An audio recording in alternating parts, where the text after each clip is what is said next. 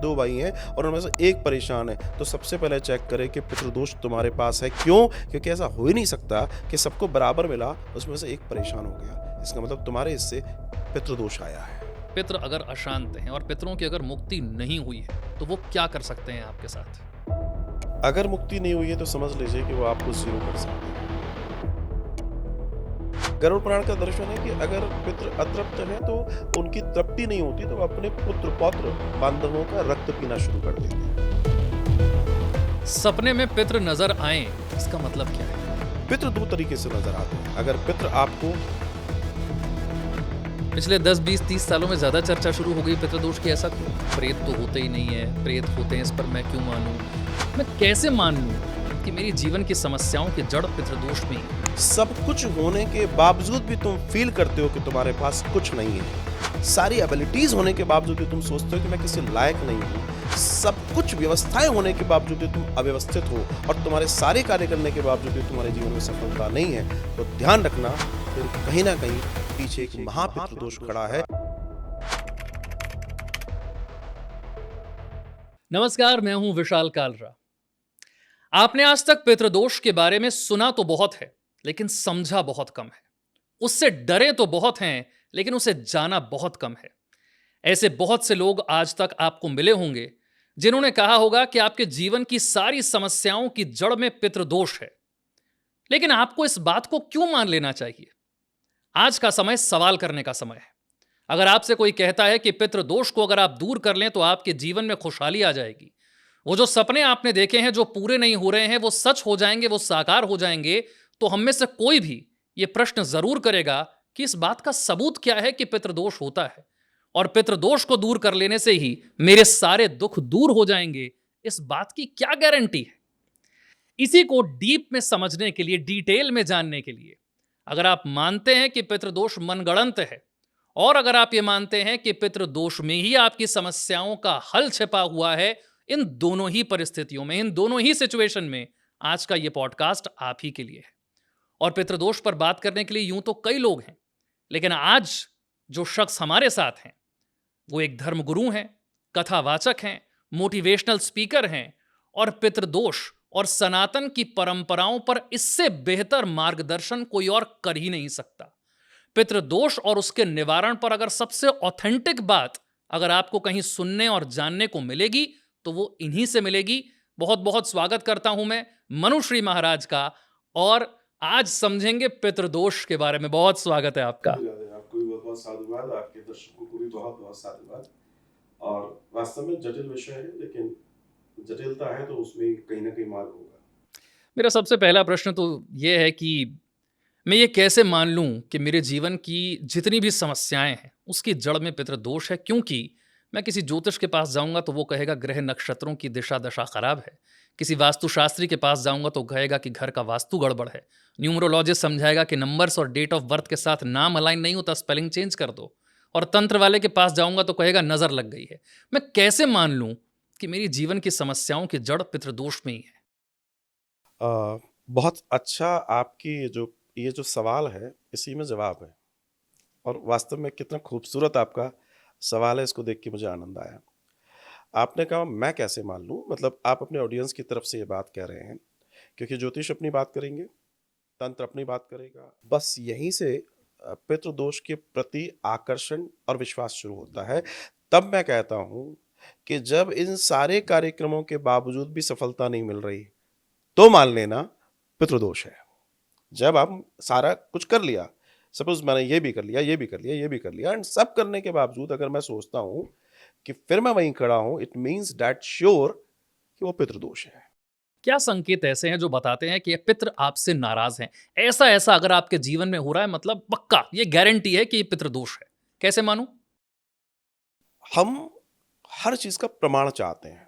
कलयुग तर्क प्रधान है और तर्क करना चाहिए। हम्म। बहुत अच्छी बात तब होती है जब कोई व्यक्ति प्रश्न करता है, और जो प्रश्न कर रहा है मतलब वो जिज्ञासा से भरा हुआ है, और जिज्ञासा नहीं है तो सृष्टि नहीं है। हम्म। बात ये आती है कि जब हमारे पास लोग आते हैं, और निरंतर हम इसको कई वर्षों से इस पर काम कर रहे हैं कि हम ये जाने कि मुझे पितृदोष है। तो अब बात आती है जब हम बीमारी में हैं, किसी डॉक्टर के पास गए, तो सबसे पहले वो कहते हैं हाँ जी बताइए। सो हम उसको कुछ बताते हैं, खाने को दिल कर रहा है, बोला नहीं कर रहा, मन कैसा रहता है, ऐसा कहता है, अच्छा सुबह आता है कि शाम को आता है बुखार, बहुत सारे प्रश्न पूछता है। वो पहले सिम्टम्स की बात करता है, फिर उसको टैली करने के लिए वो आपसे कहता है कि ये रिपोर्ट्स हैं, ये ब्लड रिपोर्ट्स हैं, ये आप करा लो। तो फिर वो क्रॉस टैली करता है। उसको तो मालूम है कि क्या है, लेकिन जब तक आपके पास लिखते में नहीं आएगा किसी लैब से, आप भी नहीं मानोगे। तो वो आपकी टैली के लिए भी वो कार्य करा रहा है कि यू मस्ट बी सेटिस्फाइड कि हाँ भाई ये है। फिर वो कहता है अब ये दवाई है, आपने इसे लेना है। ये एक पैटर्न हो गया।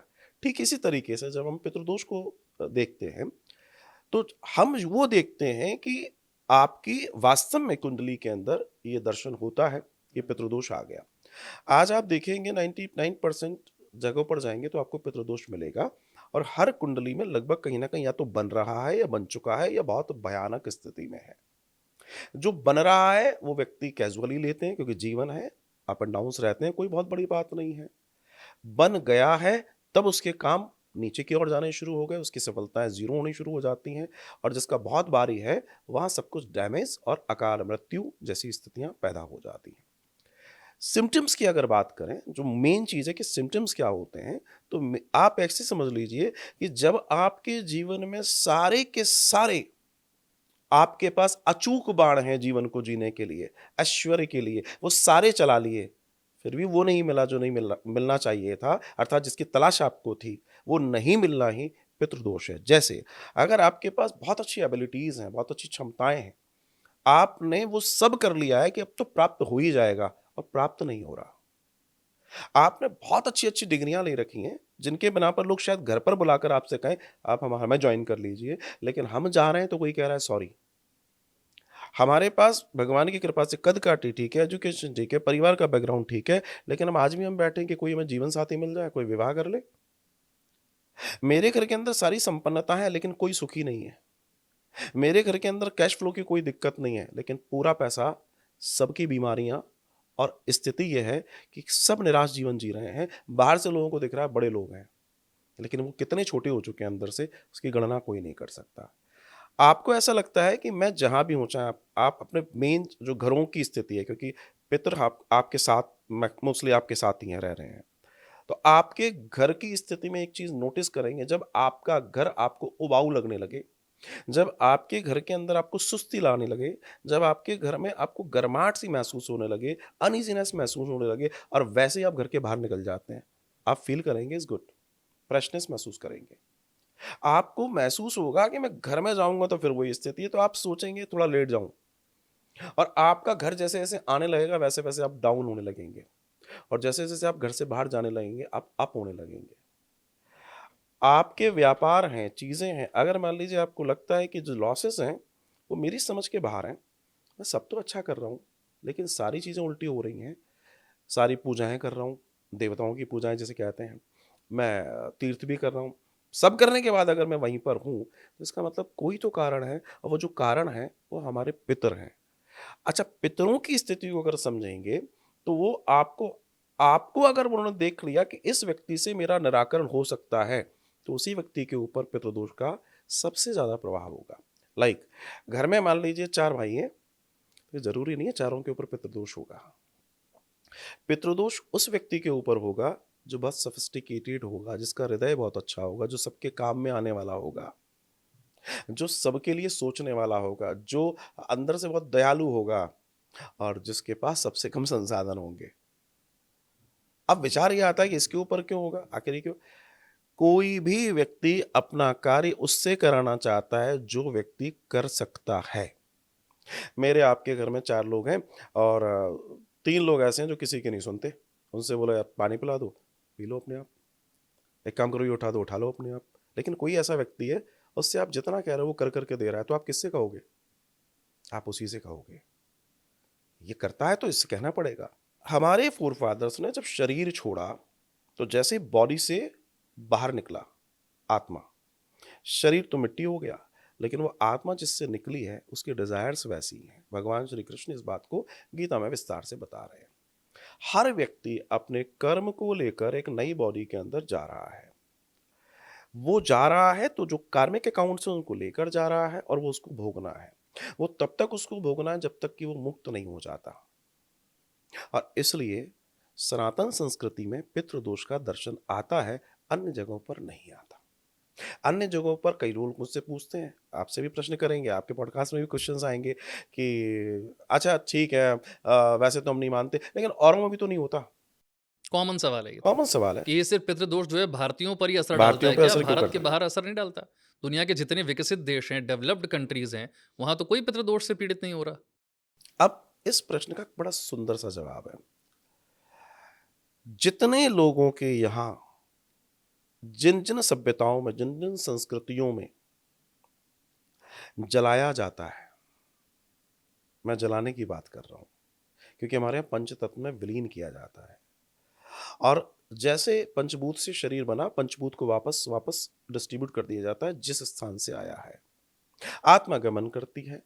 अब हमारे यहाँ का सिद्धांत ये है कि मोक्षयामी, हमें मोक्ष की प्राप्ति करनी है, तब तक शरीर मिलेगा जब तक मोक्ष नहीं मिल जाता। मतलब कितना शानदार सिद्धांत है सनातन संस्कृति का कि एक व्यक्ति जिससे अच्छा हुआ या गलत हुआ उसको सुधरने के लिए एक नया शरीर लेने का राइट है, हुँ, और जगह नहीं है। और जगह ये राइट नहीं होता, वहां RIP होता है, रिप होता है। कई बार मुझे हंसी आती है जब हमारे सनातन में कोई चला गया तो कुछ लोग ज्यादा पढ़े लिखे वहां RIP लिख देते हैं। Rest in peace. उनको मालूम ही नहीं इसका मतलब क्या है। रेस्ट इन पीस वहां यूज किया जाता है जिसको गड्ढे में सुला दिया गया है, कभी कयामत होगी तो तुम्हें जगाया जाएगा, तब तक तुम आनंद से शांति से यहाँ लेटे रहो। हुँ, और मेरे यहाँ का दर्शन क्या कहता है कि तू एक नया शरीर ले, और नया शरीर लेके जो तू नहीं कर पाया वो फिर कर, हुँ, नहीं कर पाया फिर कर, नहीं कर पाया फिर कर, बार बार शरीर इसलिए मिल रहा है कि just do for your moksha. और जब तक मोक्ष नहीं है तब तक भटकाव है, और जब तक भटकाव है तब तक समस्याएं हैं, और जब तक समस्याएं हैं उन समस्याओं को दो लोग भोगते हैं। एक वो अदृश्य शक्ति जैसे हम पितर कहते हैं, और एक दृश्य जो उसका परिवार है, क्योंकि जो परिवार है वो उसके वजह से ही था। हुँ, कई लोग ये भी कहते हैं वो चले गए, हमें क्या फर्क पड़ता है, हमें क्यों दोष हो रहा है। वो चले गए लेकिन उनके वजह से तुम तो हो, तुम तो अलाइव हो, तुम्हारी धमनियों में, तुम्हारे शरीर में वही रक्त दौड़ रहा है जो उनके शरीर में दौड़ रहा था। तुम्हारा chromosome as it is duplicate होके आ रहा है, वो कहाँ जाएगा? आप उससे कैसे बच जाओगे? आप अपने दायित्वों से नहीं बच सकते। और सनातन संस्कृति के अंदर जहां मैंने मूल बात कही मोक्ष की चर्चा है, इसलिए विधि और विधान की चर्चा है। जब हम विधि और विधान का पालन नहीं करते हैं तब वे जो अपने कर्मों के कारण मुक्त नहीं हो सकते। हर मनुष्य के कर्म है। युधिष्ठिर जी की एक अनजानी गलती की वजह से उनको एक घड़ी के लिए नरक जाना पड़ा था। हम लोग क्या कर रहे हैं? 5 मिनट विचार करें। लेकिन एक दर्शन में हमारे यहाँ कहा गया है कि अगर कोई पुत्र चाहे तो अपने पितरों को मुक्त करा सकता है। पुत्र, पुत्र मीन्स बेटा नहीं, बेटा अलग विषय है, पुत्र अलग विषय है, सन अलग विषय है। क्योंकि पुत्र वो होता है जो पू नामक नरकों से अपने पितृजनों को तार दे, जो अपने कस्टम को, अपने रिचुअल्स को, अपने लोगों को, पितरों के प्रति संवेदनाग्रस्त होकर वो सारे कार्य करे जो उसका कर्तव्य है। लाइक श्राद्ध कर रहा है, तर्पण कर रहा है, विधि विधान से देवी देवताओं का यजन जो उसके पूर्वज छोड़ गए थे, बेटा ऐसे करना। इति पुत्र, उसको पुत्र कहा गया है। पुत्र या पुत्री जो उस धर्म का निर्वाह कर रहे हैं वही, और उन्हीं से गति होती है। तो वो जो करेगा वही पुत्र कहलाएगा, और उसमें इतना सामर्थ्य होता है कि वो उनको गति दिलवा सकता है। अब मान लीजिए मैंने अपने जीवन में ऐसा कर्म किया, मैं अपने लिए तो कुछ नहीं कर पाया, बट मेरा अगर गोविंद कृपा से पुत्र है मुझे, तो पुत्र इन कर्मकांडीय व्यवस्थाओं से मुझे गति दिलवा सकता है। जैसे श्रीमद् भागवतम में दर्शन आता है, जब महात्म्य में प्रवेश करते हैं तो आत्मदेव के पुत्र हुए धुंधकारी, और एक गौ माता से प्रकट हुए गौकर्ण। तो आत्मदेव चले गए, उनकी पत्नी चली गई, इसको अकाल मृत्यु मिली, मतलब इसको जलाकर मार दिया गया। और जब कोई व्यक्ति अकाल मृत्यु जाता है तो उसकी स्थिति बहुत दयनीय होती है, और उसके परिवार की स्थिति और भी ज्यादा दयनीय होती है। अकाल मृत्यु को डिफाइन कीजिए, किस तरीके से समझें कि मृत्यु अकाल मृत्यु है? ये अच्छा प्रश्न है आपका। अब इसको ऐसे समझ लीजिए कि एक बागीचे में एक आम का पेड़ लगा है, हुँ, और उसमें फल आ गए। एक फल छोटे से बड़ा होते होते पीला हुआ और उसके बाद वो गिरा, मतलब उसने अपना पूरा जीवन जिया। और एक अभी हरा ही हुआ था, अभी छोटा ही था, आंधी आई और गिर गया। दिस इज अकाल। मतलब अभी वो पूरा ना तो पका था, ना उसने अपनी पूरी एज ली थी, बट बीच में ही वो चला गया। मतलब ये आपके ऑडियंस बहुत साधारण से समझ सकते हैं। सो ऐसी सिचुएशन अकाल कहलाती है। कोई युवा चला गया, एक्सीडेंट हो गया, आग से जल के मर गया, पानी में डूब के मर गया, करंट से हो गया, या एक्सीडेंट हो गया, इसको बोलते हैं अकाल मृत्यु। ऐसी स्थिति में क्या होता है, जैसी तड़प तड़प के उसका शरीर छूटा है, आत्मा वही रिएक्ट करेगी और वो उसी पोजीशन में रहती है, लहूलुहान। अब ऐसे में क्या होता है, जो उसके अपने स्वजन हैं उसके लिए क्या क्या कर रहे हैं। जैसे अगर कोई अकाल मृत्यु गया है तो उसकी कर्मकांड जो हो रहा है उसके साथ साथ तुरंत नारायण बलि हो जाए। यह अकाल मृत्यु का एक बड़ा विधान है। अन्यथा दर्शन कहता है कि कुछ नहीं कर सकते हो तो उसकी बरसी जो होगी एक साल में, विदिन बरसी हो जाए। और अगर ये नहीं होता है तो फिर होती है त्रिपिंडी। प्रेतों के लिए फिर त्रिपिंडी होती है। कई लोग इसको भी नहीं समझते, वो सोचते हैं नारायण बलि सुना है, नारायण बलि करा लेते, मरे हुए हो गए 20 साल। लेकिन अब नारायण बलि काम नहीं करेगी, अब त्रिपिंडी काम करेगी। अच्छा। मैं उपायों पर चर्चा करूँगा, जो बात आप कर रहे हैं उस पर मैं थोड़ा-सा बाद में आता हूँ, मैं थोड़ा-सा पहले से और समझ लेता हूँ। पितृ अगर अतृप्त हैं, पितृ अगर अशांत हैं और पितरों की अगर मुक्ति नहीं हुई है, तो वो क्या कर सकते हैं आपके साथ? अगर मुक्ति नहीं हुई है तो समझ लीजिए कि वो आपको जीरो कर सकते हैं। वो आपके यहाँ वंश वृद्धि को समाप्त कर सकते हैं। वो आपके बहुत बड़े बेहतरीन साम्राज्य को जमींदोज कर सकते हैं। इतनी ताकत है पितरों में। अब क्यों है ऐसे समझ लीजिए। वो हमारे ही घर में थे, हमारे से ही निकले हैं, उनका दर्शन सबसे करीबी है, मतलब हमारे सबसे करीबी हैं। हमारे 3 देवों का दर्शन आता है, पितर देवता, कुल देवी देवता और एक वो देवता जो वहां रहते हैं। वो 7 लोग के ऊपर, 20 लोग के ऊपर मिलेंगे आपको, एक एग्जाम्पल दे रहा हूं। लेकिन इनका जो तल है वो दूसरा तीसरा, मतलब ये सबसे नियर बाई वाले हैं। शास्त्र कहता है कि आपकी देवताओं के प्रति, जो मूल देवी देवता है उनके प्रति पूजा में, कार्यों में कोई त्रुटि हो जाए कोई दिक्कत नहीं है। अच्छा। लेकिन पितृ कार्यों में कोई त्रुटि, कोई भूल, कोई अनाचरण नहीं होना चाहिए, वरना आपको दुष्परिणाम लेने पड़े। यहाँ तो हम देवी देवताओं की पूजा तो रोज करते हैं, पितरों को तो साल में शायद एक ही बार याद करते हैं। अब यहाँ एक और चीज है, बहुत अच्छा प्रश्न आपका निकला कि याद करते हैं। हमारे यहाँ पर अगर देखा जाए 365 दिन का हमारा एक कैलेंडर ईयर है और उसको हम समझते भी हैं। सबसे बड़ा पर्व कौन सा है अगर मैं आपसे पूछूं तो? पितृपक्ष। That's it. आप सोचिए, पितृपक्ष, जो है श्राद्ध पर्व को बोलते हैं हम उसको, और वो 17 दिन का होता है। ऐसे ही विचार कर लिया क्या उन लोगों ने? कितने समझदार थे वो। ये स्टार्ट होता है पूर्णिमा से और पूर्णिमा से जाता है पितृमोक्ष अमावस्या। इस बार 26 सितंबर टू 10 अक्टूबर है। सबसे बड़ा पर्व है हमारे यहाँ ये। अच्छा, हम में से बहुत कम लोग होंगे जो इसे पर्व के तौर पर समझते भी होंगे। श्राद्ध पर्व बोलते ही हैं उसको, पर समझते नहीं है। समझते नहीं है। अच्छा, श्राद्ध इति श्रद्धा, ये इस पर्व की जो मूल गुण है वो है श्रद्धा, संवेदना।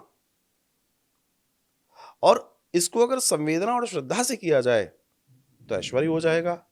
एक चीज आपने कही कि पितृ प्रसन्न नहीं है, तो वो क्या कर सकते हैं? जीरो कर सकते हैं। अब क्योंकि हमें पितृदोष समझना है, तो अब जानने वाले ये भी जानना चाहेंगे कि अगर पितृ प्रसन्न हो जाएं तो क्या कर सकते हैं वो? हाँ, तब तो मैं उसके उपाय की तरफ, देखिए हम तो भाई बिल्कुल, हर व्यक्ति अपने फायदे की हर बात कर चीज रहा में है। फायदा ढूंढते हैं। पितृ नहीं प्रसन्न तो समझ में आ गया कि क्या क्या नुकसान है। अब अगर ये समझ में आ जाए कि पितृ प्रसन्न है तो मेरा भला कैसे हो सकता है, तो शायद और अच्छे से बात समझ आ जाए। हाँ, बहुत अच्छी बात है। आप ऐसे समझिए कि जो हमारे पितर हैं, अगर वो अप्रसन्न है तो ये तो मैंने आपको बताया। गरुड़ पुराण का दर्शन है कि अगर पितृ अतृप्त हैं तो उनकी तृप्ति नहीं होती, तो वो अपने पुत्र पौत्र बांधवों का रक्त पीना शुरू कर देते हैं। रक्त पीना शुरू कर जी देते हाँ, हैं? रक्त पेबंती करके। मतलब स्पष्ट भाव है, आप इसको पढ़ सकते हैं कैसे गरुड़ कैसे पुराण रक्त में। पीना कैसे? रक्त पीने का मतलब ये होता है कि उसको चूसना, जो मैंने आपको बोला ना, धीमे धीमे सब जीरो, बीमारियां। अब रक्त से मतलब सिर्फ वैसे ही रक्त नहीं है, रक्त से मतलब है कि आपका फाइनेंशियल कंडीशन जा रही है, रक्त ही तो है। अगर मैं देखिए बहुत बहुत ऊपर लेवल के लोग थे वो लोग जो ऋषि मुनि थे। वो भाषा जो लिख रहे हैं उसके पीछे का सिद्धांत है। रक्त पीने से मतलब कि चौथी पीढ़ी तक जाते-जाते तुम्हारे यहाँ कोई मेल मेमोरी नहीं है, क्योंकि सब कुछ तो ब्लड से है। हमारी और आपकी पहचान क्या है? ब्लड। आपकी रगों में जो ब्लड है वो आपके फोर फादर्स में जो था एज इट इज है, उसमें कोई परिवर्तन नहीं है। हो सकता है आज से 25-50 पीढ़ी पहले आपके जो फोर फादर्स रहे हों, हू बहू, वैसे तो थोड़ी थोड़ी मिलती है, हू बहू आपकी शक्ल रही हो, बिल्कुल। क्योंकि आप उस पीढ़ी के वाई हैं, और वाई कभी बदलता नहीं है, एक्स बदलता है। इसलिए ये कर्मकांड जिसको पुत्र कहते हैं, ये वाई ही करता है, पुत्र ही करता है। ध्यान दीजिएगा इसको। या फिर उस वाई का गोत्र लेकर किया जाए तब होगा। तो बात यह आती है कि जो पितर हैं हमारे सबसे करीब होते, अब क्या होता है, उनकी मुक्ति हो गई, प्रसन्न हो गए, तब क्या होगा? तब जो आप सोच नहीं सकते वो हो जाएगा। मतलब आप जो अब तक हथौड़े मार के दरवाजे खोलने की कोशिश में थे, वो अपने आप फूल की तरह खुल जाएंगे। आप जो विचार कर रहे थे मैं जीवन में ये कर लूं, आपके पास लोग आकर कहेंगे आप करना चाहें तो हम आपका साथ दे सकते हैं, या आप हमारे साथ आ जाइए। जैसे ये हम मैं अक्सर प्रत्यक्ष किस्मत कह का रहा हूं। नाम दे देते हैं हाँ, आप कि किस्मत, किस्मत बड़ी अच्छी है, हाँ, लॉटरी लग गई, जैकपॉट ही खुल गया। कुछ चीजें कर्म से नहीं हो पाती, लेकिन कुछ चीजें कृपा से हो जाती हैं। बिल्कुल। ये पितरों की कृपा, अब यह कैसे काम करते, थोड़ा सा इसको सिस्टम समझ लें। जब आपके पितृ संतुष्ट होंगे तो वो आपके कुल देवी देवताओं को आगाह करते हैं, और आपके कुल देवी देवता आपका प्रोटेक्शन, आपका ऑरा इतना बड़ा कर देते हैं कि उसको क्या कहूं मैं कई बार एक उदाहरण देता हूं, आपको ध्यान होगा। जब भगवान राम और रावण का युद्ध चल रहा था, तो उस युद्ध में जब सब कुछ निपट जाता है, कुछ नहीं बचता, आखिरी में मेघनाथ एक यज्ञ करता है किसी गुफा में जाकर। उस यज्ञ को विध्वंस करते हैं हनुमान जी जाकर। क्या यज्ञ विध्वंस किया जाना चाहिए? नहीं। लेकिन वो यज्ञ क्या था? मेघनाथ अपनी कुल देवी को प्रसन्न करने के लिए यज्ञ कर रहा था, और अगर कुल देवी प्रसन्न हो जाती तो ये युद्ध मेघनाथ के पक्ष में आता। सामने कौन खड़ा है? साक्षात ब्रह्म। विचार कर लीजिए आप, साक्षात ब्रह्म के सामने खड़ा हुआ है, लेकिन ब्रह्म भी कुल देवी से बड़ा नहीं है, बिकॉज सबसे नियर बाई देवता है वो आपका प्रोटेक्टर है। जब आपका गोत्र बना, जब आप ऋषियों ने आपको आपको अपना अपना संज्ञान दिया, तब उन गोत्रों ने निवेदन किया, साहब हमारी रक्षा कौन करेगा? तो फिर उन्होंने कुछ देवताओं को अपॉइंट किया कि तुम इनके कुल के रक्षक होगे, जिनको हम कुल देवी देवता बोलते हैं। आज एक और बड़ा पितृदोष आया है कि लोग बढ़ तो गए, लेकिन धीमे धीमे उनको पितृ देवी देवताओं का, कुल देवी देवताओं का भान ही नहीं है।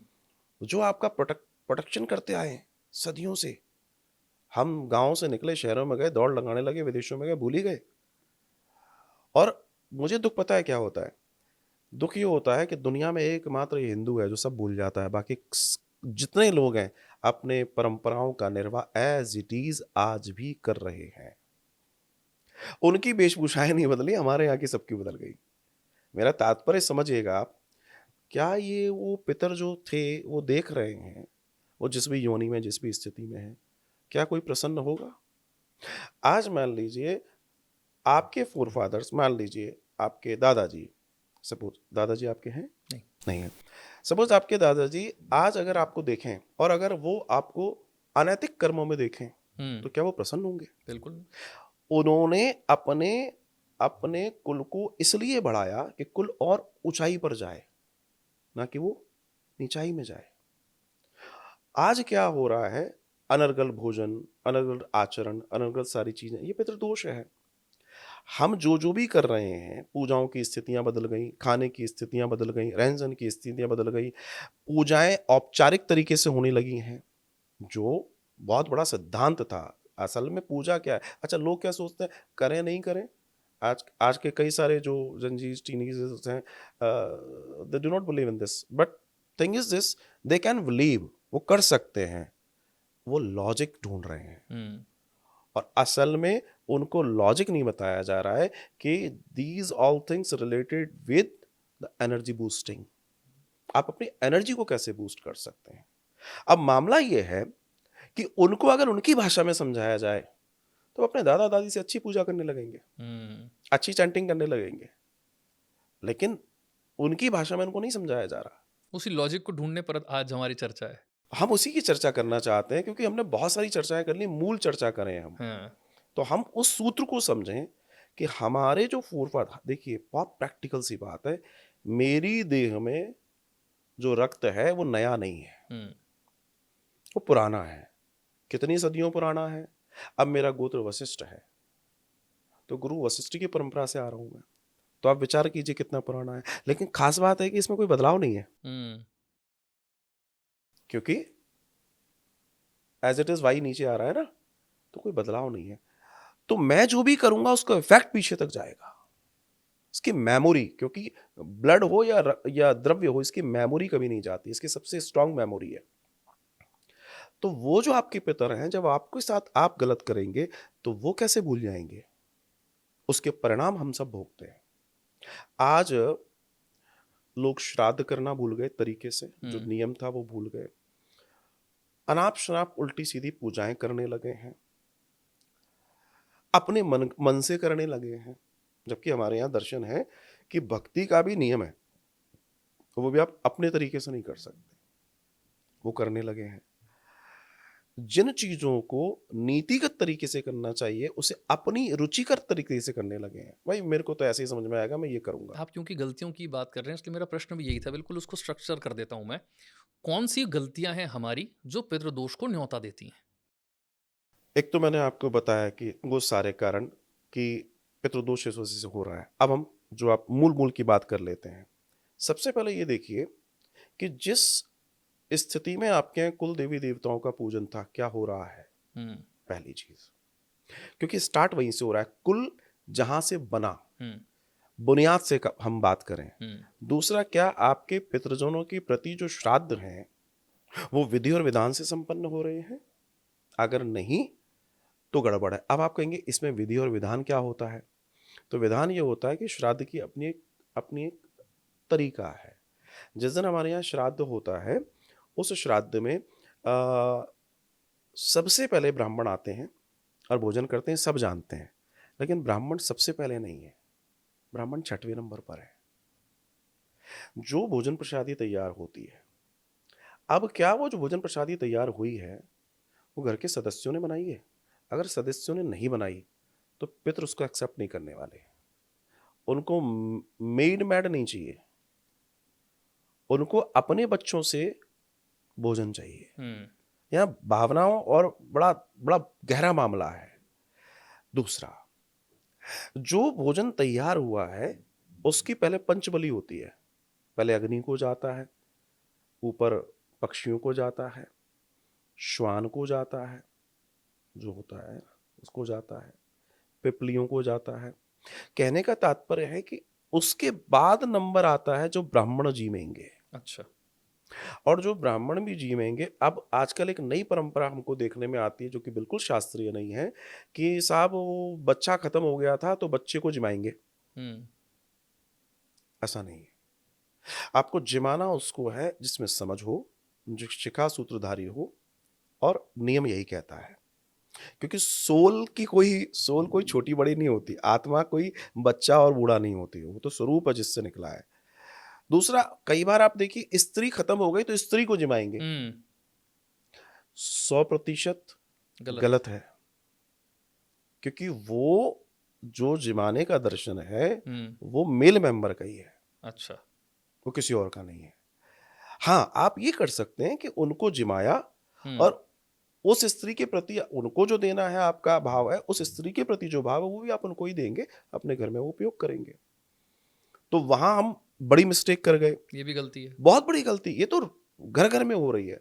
तीसरा, जो भोजन है, क्या मैं फिर भोजन पे ही आ रहा हूं, क्योंकि वही आपकी श्रद्धा है। श्राद्ध इति श्रद्धा। अगर वो आपने स्वयं से तैयार नहीं किया है तो गड़बड़ है। अब बात आती है और क्या कारण है जिन कारणों की हम बात करें। हमारे घर के अंदर अगर गंदगी रहती है, जिनके घर अस्त व्यस्त रहते हैं, जिनके बेडरूम अस्त व्यस्त हैं, जिनके वॉशरूम अस्त व्यस्त हैं, जिनकी लाइफस्टाइल पूरी अस्त व्यस्त है, ये भी पितृदोष शून्य होता दे रहा है। बिल्कुल। अस्त व्यस्त क्यों है? अस्त व्यस्त किसका होता है? जो खुद अस्त व्यस्त है, देवों का या दैत्यों का? दैत्यों का। आप समझ रहे हैं मेरी बात को? जब आपके आसपास तामसिक प्रवृत्ति बढ़ जाएगी, तो सब कुछ तामसिक होगा, और तामसिक दर्शन देवों का नहीं है। हम तो ये कहते हैं, हम तो दौड़ भाग में लगे हैं, सुबह से लेकर रात तक जो है वो 2 वक्त की रोटी का जुगाड़ हो रहा है, ऑफिस का काम इतना है, दुकान का काम इतना है, बिजनेस इतना है, समय ही नहीं मिलता है ये सब करने के लिए। और आजकल तो पति पत्नी दोनों काम पर जाते हैं, दोनों काम पे जाते तो हैं। घर तो ऐसे ही रहता है। अब आप देखिए, दोनों काम पर जा रहे हैं, घर ऐसा ही है, अस्त व्यस्त है, तो जिंदगी भी तो अस्त व्यस्त है। हम्म। भले कितना भी कमा लो। अब थोड़ा सा ऊपर चलिए, कभी आप किसी, जिसको बोलते हैं कि साहब वो बहुत अमीर लोग हैं, हम्म। उनके यहाँ जाकर देखिएगा, आपको चीज़ें बहुत डिसिप्लिन मिलेंगी, बहुत क्लीननेस मिलेगी, सब कुछ बढ़िया मिलेगा, सॉफ्ट लैंग्वेज मिलेगी। अगर वो ओरिजिनली सारी चीज़ें हैं, क्यों है वहाँ पर? क्योंकि वहाँ सतोगुण पे कार्य हो रहा है, इसलिए वहाँ लक्ष्मी भी बहुत तेजी से एक्सपोनेंशियल ग्रोथ ले रही है। आपने कहा कि सतोगुण की वृद्धि हो तो लक्ष्मी की वृद्धि अपने आप होती है, ये कैसे होता है? आप एक बात बहुत अच्छे से समझिए, एक है लक्ष्मी, एक है महालक्ष्मी। जनरली लोग सोचते हैं कि लक्ष्मी आ जाए, और असल में हमें महालक्ष्मी की जरूरत है। लक्ष्मी और महालक्ष्मी में करोड़ गुना का अंतर है। करोड़ गुना का जी अंतर है। हाँ। और जब उस महालक्ष्मी के आगे एक और महा लग जाएगा तो फिर करोड़ गुना हो जाएगा, इतना बड़ा अंतर है। दीपावली के रात्रि में हम लक्ष्मी पूजन नहीं करते, महालक्ष्मी पूजन करते हैं, पर कई लोग आज भी लक्ष्मी पूजन कर रहे हैं। तो जो सतोगुण है, जिसको बोलते हैं कि हमारे अंदर अच्छे विचार, सतोगुणी दर्शन है, वो लक्ष्मी का गुण है, जो आपको दिव्यताएं देती है, पवित्रता देती है, शुचिता देती है, शुद्धता देती है, अच्छा आचरण देती है, अच्छे विचार देती है, अच्छे लोग देती है, अच्छे दोस्त देती है, अच्छा खान पान देती है, अच्छे वस्त्र देती है, वो उसका गुण है। लेकिन वहीं जब आप सतोगुण से रजोगुण में जाएंगे, तो रजोगुण आपके अंदर डिजायर बहुत सारी पैदा कर देगा। ठीक है? तो डिजायर होना कोई बड़ी बात नहीं है, डिजायर होनी चाहिए।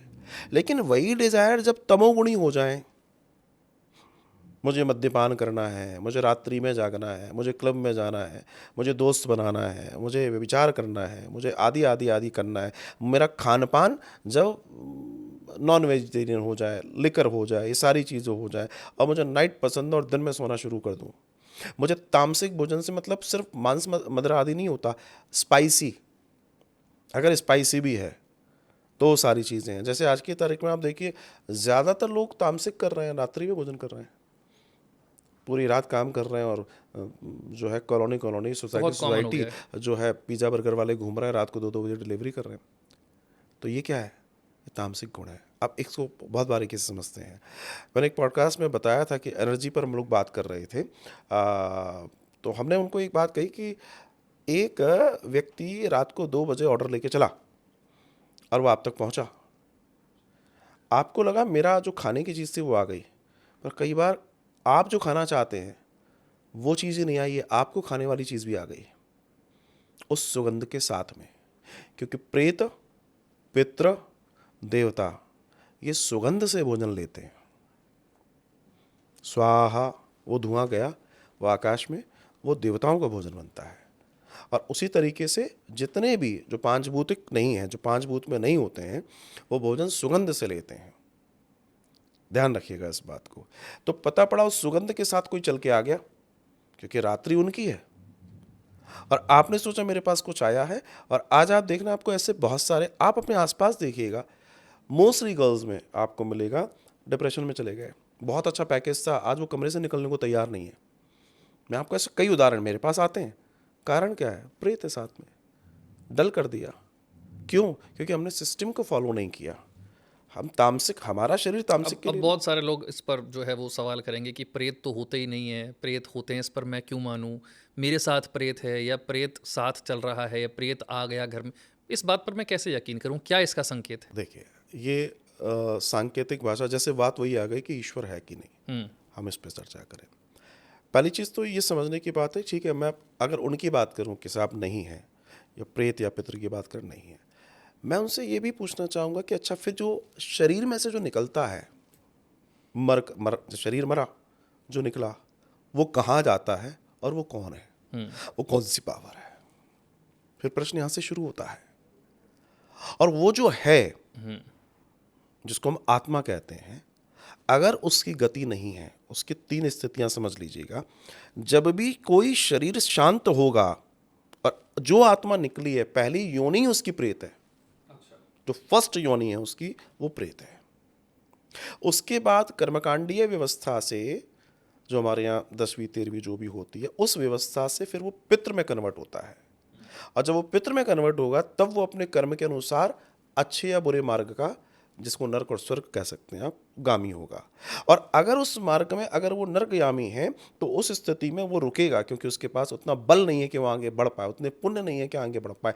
तब उसको अपने पुत्र की ज़रूरत है, जो अपने कर्मकांडीय व्यवस्था से, श्राद्ध से, पिंड बनाकर, जल तर्पण देकर, श्राद्ध करके, श्रीमद् भागवत कथा या सुंदर गीता आदि के माध्यम से उसको बल और गति दे, ताकि वो आगे की ओर जा पाए। तो जो पितृय व्यवस्था है, जो प्रेतीय व्यवस्था है, यहाँ सिर्फ मैं ही नहीं कह रहा हूँ, ये तो हमारे शास्त्रों में, यहाँ तक गीता में भी इसका दर्शन भगवान बता रहे हैं। भगवान कहते हैं अर्जुन से, अर्जुन ने कहा कि क्या पितरों की या प्रेतों की सकाम भाव से पूजा करनी चाहिए? तो भगवान श्री कृष्ण, अब देखिए प्रमाण यहाँ आ गया, भगवान खुद कह रहे हैं कि जो व्यक्ति प्रेत या पितृ की, गड़े हुए की या किसी चबूतरे की सकाम भाव से पूजा करता है, उसे पितृ या प्रेत योनि ही नसीब होती है। सकाम भाव से मतलब मैं पूजा करूं और साथ में कुछ मांगूं। हाँ, पितरों से नहीं मांगना चाहिए। यानी जब पितृपक्ष आता है और हम पूजा करते हैं और मन में सिर्फ पूजा का भाव हो, सिर्फ धन्यवाद का भाव हो, यानी उसमें अगर हमने कुछ मांग लिया कि मान लीजिए मेरा भी कल्याण हो, मुझे भी समृद्धि मिले, मेरे दुख दूर हो जाएं, आप ये कह सकते हैं अपना आशीर्वाद बनाए रखें। और अगर मांग लिया सकाम भाव से, तो नहीं, वो ठीक नहीं है। क्या होगा फिर? अगर वो निरंतरता में आप ऐसा कार्य कर रहे हैं, तो फिर मैंने आपको कहा कि भगवान श्री कृष्ण की वाणी है गीता में कि आप प्रेत या पितृ योनि में ही रहने वाले हैं, क्योंकि आप उन्हीं के साथ क्लब हो रहे हैं। उनसे कुछ मांगने का मतलब है फिर आप उन्हीं के साथ प्रेत योनि में ही रहेंगे, ना उनकी मुक्ति ना आपकी मुक्ति। आपकी मुक्ति है। इस तरह की पूजाएं, वो ये भी कह रहे हैं कि इस तरह की पूजाएं, गड़े हुए की या चबूतरे की, आजकल बहुत पूजाएं हो रही हैं, मुर्दों की, मज़ारों की आदि की, तो वो कह रहे हैं इस तरह की पूजाएं करने वाला भी प्रेत और पितृ योनि में ही रहेगा, क्योंकि तुम जिसकी पूजा कर रहे हो। फिर भगवान का एक श्लोक क्या बताता है कि तुम जिस भी तरीके से मुझ तक पूजाएं पहुंचाते हो, मैं उन्हीं पूजाओं के परिणाम स्वरूप तुम तक फल पहुंचाता हूं। तुम जिस स्थिति से करोगे, मैं वैसा ही करूंगा। तो आज क्या हो रहा है, आज की तारीख में जो पितरों के प्रति व्यक्ति का कर्म था, वो गड़बड़ा गया। वो जो इस तरीके से करना चाहिए था, जो फोरफादर्स करते चले आ रहे थे, वो नहीं कर रहे हैं। श्राद्धों की स्थिति अगर मैं आपको बता दूं, अगर आप अपने आसपास देखेंगे तो श्राद्ध पक्ष में कितने लोग ढंग से श्राद्ध कर रहे हैं या कितने लोग श्राद्ध कर रहे हैं। इसी से जुड़ा हुआ मेरा सवाल है कि सबसे कॉमन गलतियां जो पितृपक्ष में हम करते हैं, वो कौन सी गलतियां हैं? सबसे बड़ी गलती तो ये है कि हम श्राद्ध पक्ष में श्रद्धा नहीं रखते। सबसे बड़ी चीज़ मैं आपको बताऊं, जैसे आपको बहुत सारे लोग मिल जाएंगे, अब आप देखिएगा श्राद्ध पक्ष में आप न्यूज़पेपर्स में, आजकल तो खैर सोशल मीडिया है, बहुत सारे ऑफर्स मिलेंगे, शोरूम में भी, मॉल्स में भी। सबसे ज़्यादा सेल आती है उस समय। क्यों आती हैं? असल में थोड़ा सा उल्टा, जो लोग उल्टा सोच रहे हैं, मैं उनको कह रहा हूँ थोड़ा सा उल्टे से सीधा सोचो कि उसी समय आपसे सेल की बात क्यों हो रही है, उसी समय वो आपको इतने ऑफर क्यों दे रहे हैं? क्योंकि वो जानते हैं कि इन 17 दिन कोई हमारा सामान नहीं खरीदेगा। और हकीकत ये है कि लोग जो समझदार है वो नहीं खरीदते। लेकिन कुछ लोग ये आपसे कहेंगे कि भाई ऐसे थोड़ी होता है कि हमारे अपने प्रियजन जो चले गए, अगर हम इस समय कुछ नया खरीदते हैं तो वो नाराज़ होंगे। अब बात यह है कि उनको नाराज़ होने की ज़रूरत नहीं है, वो आपके हाथ में है। आप ही उनको प्रसन्न करोगे, आप ही उनको नाराज़ करोगे। श्राद्ध पक्ष में जो ऊर्जा है वो श्रद्धा से संबंधित है। उस समय पितर स्वयं पृथ्वी पर होते हैं और वो आपको नोटिस कर रहे हैं। श्राद्ध संवेदनाओं को प्रदान करने का, उनको ऑफर करने का विषय है। अब अगर आप उस समय किसी तरह की कोई नई चीज़ खरीद रहे हैं, तो प्रॉब्लम ये नहीं आती है कि साहब उनको बुरा लगेगा, प्रॉब्लम ये है कि उस समय की ऊर्जा कैसी है, जिसको हम मूर्त नक्षत्र कहते हैं, उस समय की ऊर्जा कैसी है। उस समय की ऊर्जा पितरों वाली है। और पितृ हमेशा सात्विक चीज़ों, क्योंकि वो अगर अपने जीवन में भी गलत चीज़ों का उपयोग करते रहे होंगे, गलत खान पान रहा होगा, मगर वो उस समय नहीं चाहेंगे, उनको सात्विक भोजन चाहिए, उनको सब सात्विक चाहिए। तो जब आप उस विचार में जाते हैं तो वो जो सामान आप ला रहे हैं, उस समय पूरी पृथ्वी पर जो हमारा दर्शन है उसमें ऊर्जा उनकी पितृ ऊर्जा है, और पितृ ऊर्जा का सामान आपके लिए बहुत लाभकारी नहीं होता। उस समय तो देना लाभकारी होता है, अच्छा। उस समय लेना लाभकारी नहीं होता। उस समय आप जो ऑफर कर रहे हैं, जो दान धर्म कर रहे हैं, वो आपके लिए हितकर है, ना कि आप अपने लिए ले रहे हैं, वो हितकर है। मान लीजिए आपको उस समय पर कुछ खरीदना ही है, कुछ लाना ही है घर में, कोई ज़रूरत है, तो फिर कौन सी ऐसी चीज़ें हैं जिनको इसमें से छूट मिली हुई है कि आप ये चीज़ें तो कर सकते हैं, बाकी 99% चीज़ें बाद में कर लीजिएगा, कुछ 1% ऐसी चीज़ें हैं जिस पर। देखिए, हम लोग मकान नहीं खरीदते, हम लोग शुभारंभ नहीं करते, है ना, हम लोग नई एसेसरीज नहीं खरीदते, वो चीज़ें जिनके बिना हमारा 17 दिन वाला कार्यक्रम कट सकता है, कोई भी ऐसी चीज़ जिसके बिना उस पितृ पक्ष में आपका काम चल जाए, उसे छोड़ दीजिए। उसे छोड़ दीजिए। जो इतनी इमरजेंसी है कि अगर इन 17 दिनों में नहीं लिया तो दिक्कत हो जाएगी, लग्जरी और ऐश्वर्य से रिलेटेड तो मतलब बिल्कुल नहीं, बिल्कुल नहीं, एकदम बिल्कुल ज़रूरत की चीज़, हाँ, वो खान चलेगी। पान है, सारी चीज़ें हैं, वो तो सब ठीक है। हाँ। बाकी इन चीज़ों, वस्त्र, वस्त्र इस समय सिर्फ दान के लिए खरीदे जा सकते हैं, अच्छा। स्वयं के लिए नहीं खरीदे जा सकते। कोई भी चीज़ आप उस समय धातु खरीद सकते हैं, मान लीजिए आपने गोल्ड खरीदा, दान के लिए खरीद सकते हैं, स्वयं के लिए नहीं खरीद कर सकते। अच्छा। इन चीज, ये बारीक बारीक चीज़ें हैं जिन्हें समझने की ज़रूरत है। पिछले कुछ वर्षों में ही पितृदोष की चर्चा बहुत ज़्यादा होने लगी है। इससे पहले जो पीढ़ियां थी उनको इतना पितृदोष परेशान नहीं करता था। आज की पीढ़ी कोई ज़्यादा, पिछले 10, 20, 30 सालों में ज़्यादा चर्चा शुरू हो गई पितृदोष की, ऐसा क्यों है? ये इतना अच्छा प्रश्न है कि शायद अभी तक के पॉडकास्ट जितने हमने बात की है, बहुत सारे लोगों को शायद इससे बहुत अच्छी संतुष्टि मिल जाएगी। तो बात ये आती है कि आज से 20, 30, 40 साल पहले तो ऐसा कुछ नहीं था, और मैं भी कहता हूँ नहीं था। आज क्यों है? आज से 20, 30, 40 साल पहले आपके घर के नियम सुचारू रूप से चल रहे थे। आप नियम, परंपराओं और धर्म की जो स्थिति थी उसको पूरी तरीके से निभा रहे थे। आप कुल और कुटुंब की परंपराओं का निर्वाह कर रहे थे। तब आप अपने जीवन में हर चीज़ को अपने बड़े जो लोग थे ना, उनके अकॉर्डिंग कर रहे थे। तब आप रुचि से नहीं जी रहे थे, तब आप नीति से जी रहे थे। और जब तक हम नीति से जी रहे थे तब तक कोई समस्या नहीं थी। आज हम नीति से नहीं जी रहे। तब अगर हम सनातन के दर्शन के बाद, तब इस भारत में ड्रिंक करने वाले इतने लोग नहीं थे, स्मोक करने वाले इतने लोग नहीं थे, मांसाहार लेने वाले इतने लोग नहीं थे। ठीक है, किसी का गलत कर देने वाले, आदमी सोचता था मैं किसी गलत कर दूंगा तो ठीक नहीं है। आज कोई सोचने को तैयार नहीं है। आज कोई व्यक्ति सफलता के लिए किसी की भी लाश पर पैर रख के जाने को तैयार है। पहले ऐसा नहीं था।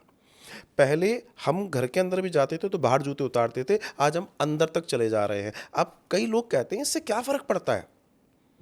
फ़र्क पड़ता है साहब, बिकॉज हमारे पूर्वज साइंटिस्ट थे और उन्होंने साफ कहा था कि आप बाहर की किसी भी ऊर्जा को अंदर लाओगे, जिसको तुमने पवित्र किया अपने घर को, ऊर्जा जब क्लैश करेगी तो आपको डिस्टर्ब होगा। ठीक ऐसे समझ लीजिए, शायद थोड़ा सा बहुत अच्छे से समझ में आ जाए कि जब हमारे यहाँ पेंडेमिक आया, 2020 वाला केस हुआ, तब एक शब्द आया क्वारंटाइन, है ना, 14 दिन की बात हुई। तब लोगों को समझ में आया कि हमारे यहाँ 13वीं का मतलब क्या होता है। तब लोगों को समझ में आया हमारे सूतक का मतलब क्या होता है। तब लोगों को समझ में आया हमारे पातक का मतलब क्या होता है। और ये ठीक उतने ही दिन की चर्चा हो रही थी। मतलब हमारे यहाँ उस चीज़ पर कितने पहले काम हो चुका था जो लोगों ने भय से किया। थोड़ा समझाइए। हमारे यहाँ जब 13वीं होती है तो आपने देखा होगा पूजा पाठ आदि इत्यादि नहीं होता और रिजर्व रहते हैं। जब सूतक पातक लगता है तब भी हमारे यहाँ बोला ना, अभी ये नहीं करोगे, अभी ये नहीं करोगे, अभी ये नहीं करोगे। क्वारंटाइन में क्या था, हम अंदर ही तो थे, हमें बाहर निकलने को मना कर दिया गया था। और हमें ये बताया गया था अंदर आओगे तो हाथ पैर धो के आओगे, ऐसे करके आओगे, ना धो के आओगे। पहले के समय में यही तो होता था कि आप घर में घुसोगे तो घर के बाहर ही चप्पल जूते उतारो, बाल्टी रखिए, हाथ पैर धो, तब अंदर जाओ। मतलब बाहर की किसी भी नकारात्मक ऊर्जा को, क्योंकि आप बाहर गए तो जाहिर सी बात है कंटेमिनेशन हुआ है, आप अंदर नहीं लाएंगे। वही तो हो रहा था और आज हम वही तो कर रहे हैं। हम क्या कर रहे हैं, अपने यहाँ दीपक जलाते हैं, और जब दीपक जलाते हैं तो उस दीपक से जो ऊर्जा निकल रही है वो आसपास के जितने वायरस बैक्टीरिया हैं उसको बंद कर रही है। ये तो वो कर रही है। हम कंडा जलाते हैं, उपला जलाते हैं, उसके अंदर इतने औषधीय गुण हैं, वो उसको पवित्र कर देता है। हम वही तो कर रहे थे। लेकिन धीमे धीमे धीमे धीमे धीमे धीमे चीज़ें आधुनिकता की दौड़ में चली गई। तो हमारे 30-40 साल पहले के दर्शन में जाएंगे तो हमारे और आपके घरों में जितने विधि विधान से कार्यक्रम हो रहे थे, क्या आज उतना हो रहा है? क्या जितने विधि विधान से भोजन आदि का सिस्टम था, क्या वैसा हो रहा है? पहले के समय में आज के समय में पूरा उलट गया है। पहले जो चौका होता था, जो चूल्हा होता था, वो बहुत पवित्र जगह होती थी, बहुत पवित्र जगह होती थी। पहले ये होता था कि जब चूल्हा होता था कि रसोई लगनी है तो रसोई जब बननी है तो उसके पहले चौका लगाया जाता था, उसको लीपा जाता था, प्रतिदिन उसको प्यूरिफाई किया जा रहा है। और आज हमारे पास एक सड़ा सड़ाया प्लेटफॉर्म है जिस पर दुनिया भर की गंदगी पड़ी है, और वहीं पर हम क्या कर रहे हैं? मतलब वो जो जो जो पशु है आपके घर में अगर है तो उसका भी डस्टबिन, उसका जो पॉट है वो भी शायद वॉश हो जाता है, और हमारी झूठी थालियाँ भी वही हैं। ये दोष नहीं है तो क्या है? आपका जो रेफ्रिजरेटर है, उस रेफ्रिजरेटर के अंदर आपने बोला कल भगवान को भोग लगेगा, आज ही ला के रख दो, आपने उसमें रखा है, उसमें तो सब झूठा है। ये दोष किसके पास जाएगा? पहले के दर्शन में ये था कि अगर कोई शुचित है, कोई अशुद्ध है, कोई पातक है, कोई सूतक है, वो व्यक्ति मंदिर में प्रवेश नहीं करेगा, वो भोजन बनाने में प्रवेश नहीं करेगा, वो सार्वजनिक दर्शन में प्रवेश नहीं करेगा। आज हो रहा है।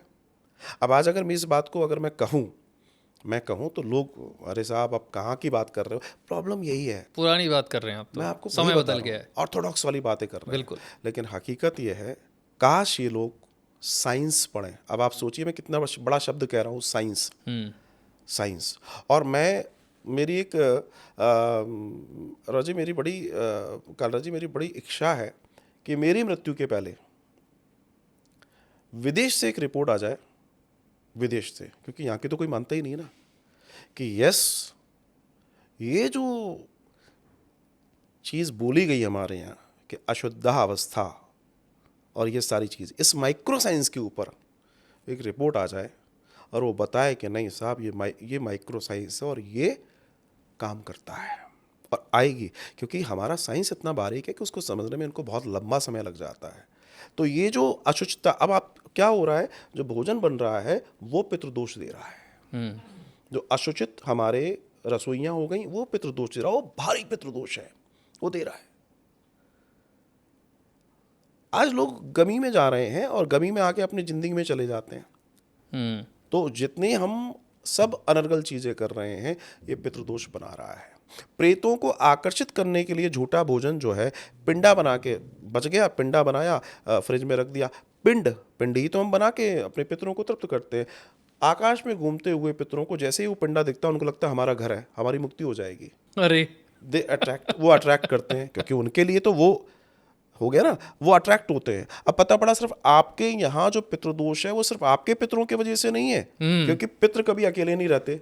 प्रेतों को समूह चाहिए होता है, वो धीमे धीमे समूह बनाते हैं। अगर मैं आपसे ये कहूँ कि इस पृथ्वी पर इस समय 8.5 अरब लोग रहते हैं, ठीक है, तो मैं ये भी कह सकता हूँ कि इस पृथ्वी पर लगभग 8.5 खरब प्रेत हैं। अब आप कहेंगे कैसे कह सकते हैं? ये ऊर्जा का सिद्धांत है। बात यह है कि उस ऊर्जा के लेवल पे कोई बैठे तो समझ में आएगा। एक चीज़ बहुत अच्छे से समझ लीजिए, जो आज की रीतियां और स्थितियां हैं, उस स्थितियों में मुक्ति नहीं हो रही है, प्रेत बढ़ रहे हैं। अच्छा। डार्क फेस बढ़ रहा है। ये जितना डार्क फेस है ये सब उसका गुण है। व्यक्ति मरा, पहले एक सिस्टम था, गरुड़ पुराण का दर्शन है, स्कंद पुराण का दर्शन है कि ऐसे ऐसे होगा, दशमांश होगा, एकादश होगा, त्रयोदशी होगी। आज 2 या 3 में आदमी मरा और उसका जय जय कर दिया, ये दोष नहीं है तो क्या है? आपने उसको गति नहीं दी। उसका 12-13 दिन का जो शेड्यूल है, आत्मा अंगूठी के बराबर है, वो वॉच करती है। फिर पूरा एक सिस्टम है, इतने दिन का उसका रिहाइश है, इतने दिन घर में। फिर वो 11-12 महीने की उसकी यात्रा है, वो पूरी आपने करनी नहीं दी। वो आपके यहीं बन के तो आपको सताएगा जब आपने उसकी गति रोक दी। उसने आपको जीवन दिया, घर दिया, सब दिया, और आपकी नालायकी ये है कि आप उसको 3 दिन में ही जय जय कर दे रहे हो। तो दोष नहीं आएगा तो क्या आएगा? बचोगे कहाँ?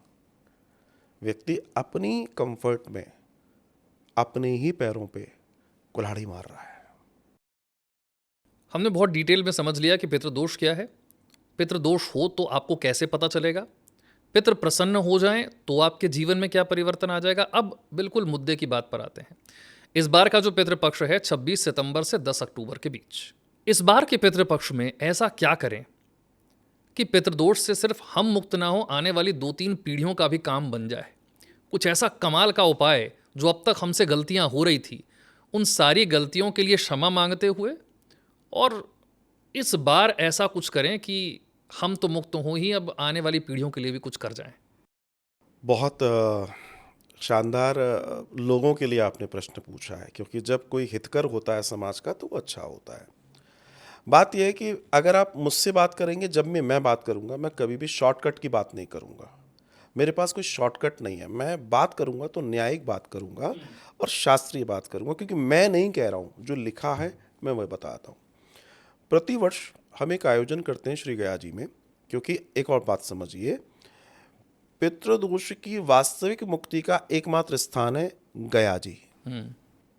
लोग बोध गया भी बोलते हैं, लेकिन गया जी एकमात्र स्थान है।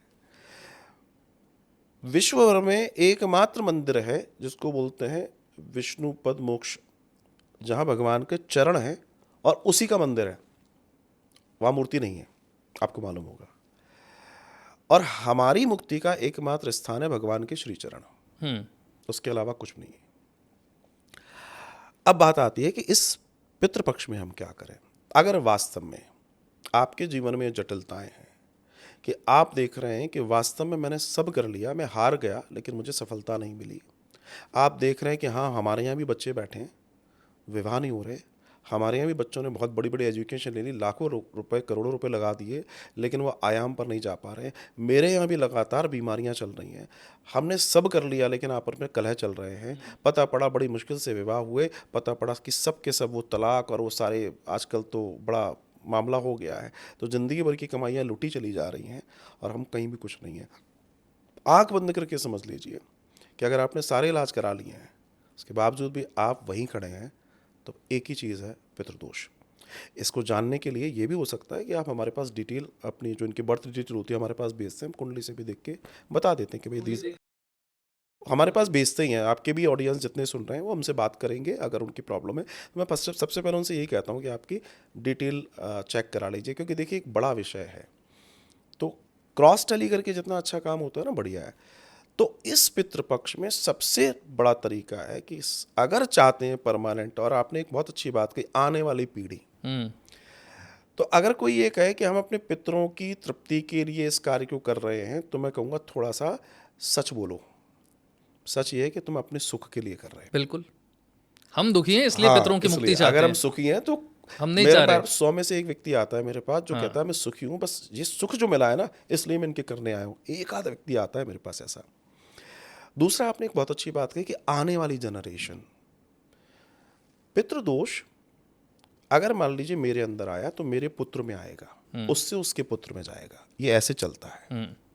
तो अगर आप वास्तव में इससे निवृत्त होना चाहते हैं तो आपको चाहिए कि इस 26 सितंबर से लेकर 10 अक्टूबर तक होने वाले इस महापूजा अनुष्ठान में दुनिया भर के लोग आते हैं, फॉरेन से आते हैं, सब जगह से लोग आते हैं।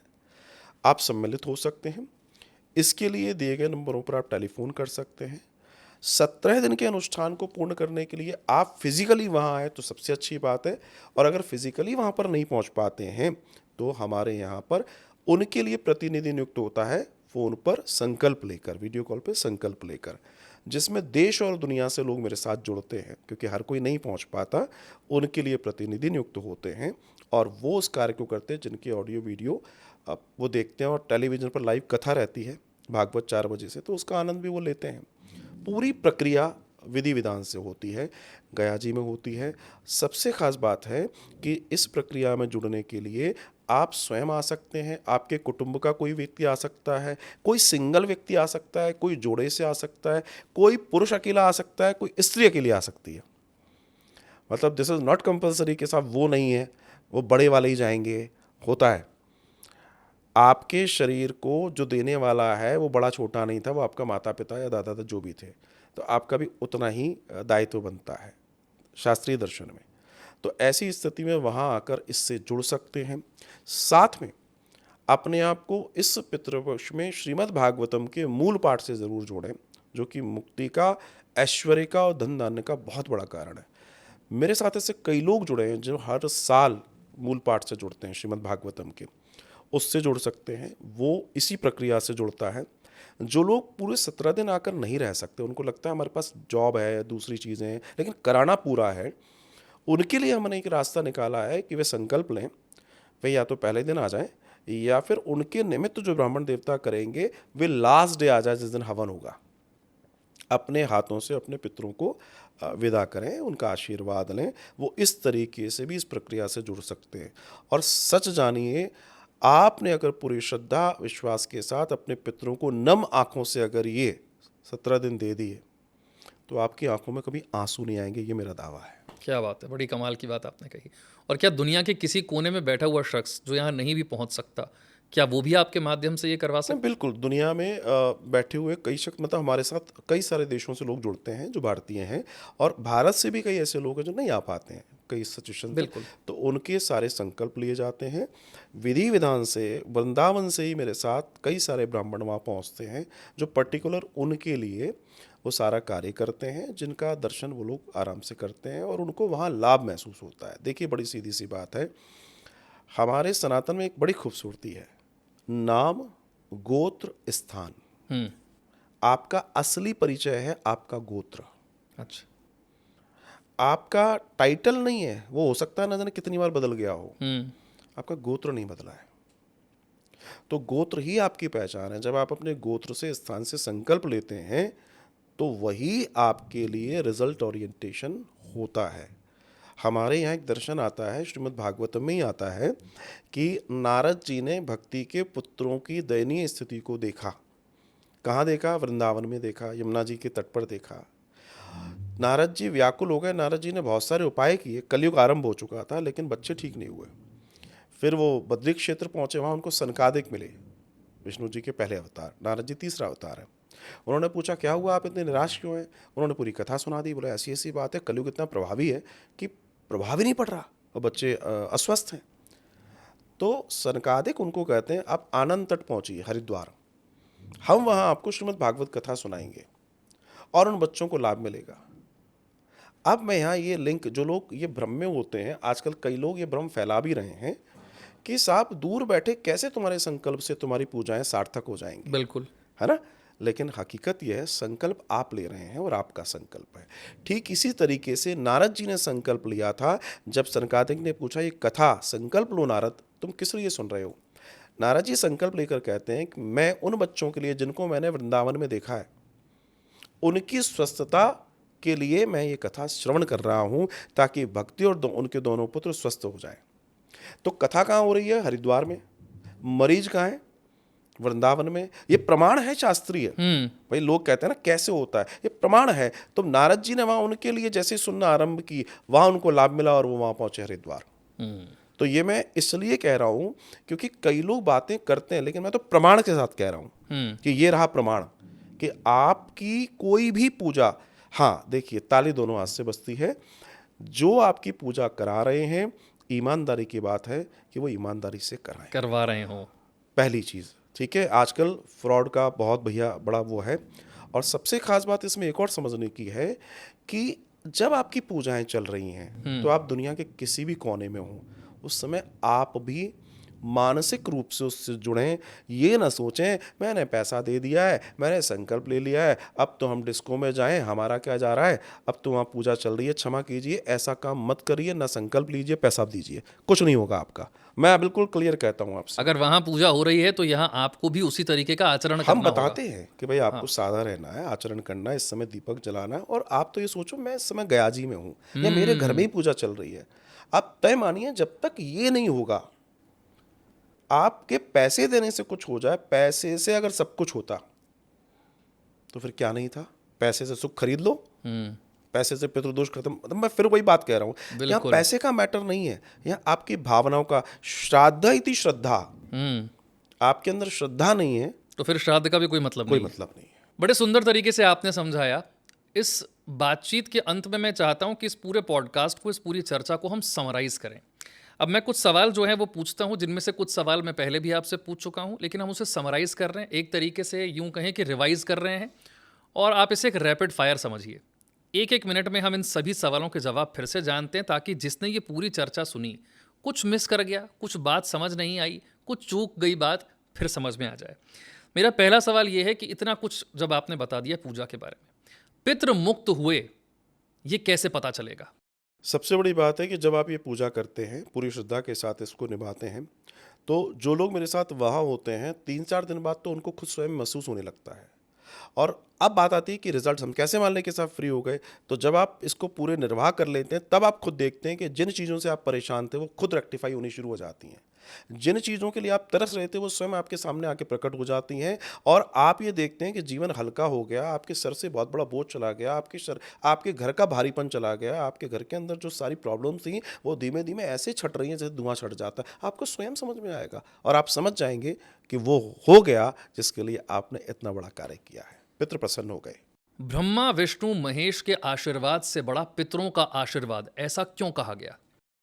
देखिए, बड़ी सीधी सी बात है। ब्रह्मा विष्णु महेश तक हम पहुंचेंगे तीसरे चरण में। पहले पितर, फिर कुलदेवी देवता, फिर ब्रह्मा विष्णु महेश। तो सबसे पहले वो जो आपके कभी पिता बने थे, माता बने थे, और जो आप ही के घर से बाहर निकल कर गए हैं, तो वो सबसे नियर बाई, सबसे करीब आपके साथ हैं और आपके साथ ही रह रहे हैं जब तक वो मुक्त नहीं है। और जिस दिन वो मुक्त हो जाते हैं, उनके पास इतनी पावर होती है कि वो जो आपके लिए प्रसन्न होकर बोल दें, समझ लीजिए वो आपका हो जाएगा। हमारे एक कहावत है कि ब्रह्मा भी अपनी लिखी को नहीं हटा सकते, लेकिन पितृ, संत आदि इत्यादि आपके लिए जो सोच लें वो ब्रह्मा भी नहीं सोच सकते, वो सिर्फ पितृ कर सकते हैं। सपने में पितृ नजर आए? पितृ दो तरीके से नजर आते हैं। अगर पितृ आपको खुशहाली में नजर आ रहे हैं तो कोई बहुत ज़्यादा घबराने की ज़रूरत नहीं है, लेकिन अगर आपको स्वप्न में पितृ दरिद्रता में रोते हुए, कटे फटे, लहूलुहान, भीख मांगते हुए, रोटी मांगते हुए, रोते हुए, चिंगारते हुए, तड़पते हुए, रेंगते हुए दिख रहे हैं, तो आप समझ लीजिए कि आप भयंकर पितृदोष से और समस्याओं से पीड़ित होने वाले हैं या हो चुके हैं। किसी की मृत्यु के बाद रेस्ट इन पीस लिखा जाता है, इस रेस्ट इन पीस और मुक्ति में फर्क क्या है? जमीन आसमान का अंतर है। रेस्ट इन पीस का मतलब है कि रेस्ट इन पीस वहां लिखा जाता है जिनको दफनाया जाता है, क्योंकि वहां एक मत है कि एक समय ऐसा आएगा कि सबको जिंदा कर दिया जाएगा, और जिंदा कर दिया जाएगा इसलिए तब तक आप लेटे रहिए। That is rest in peace.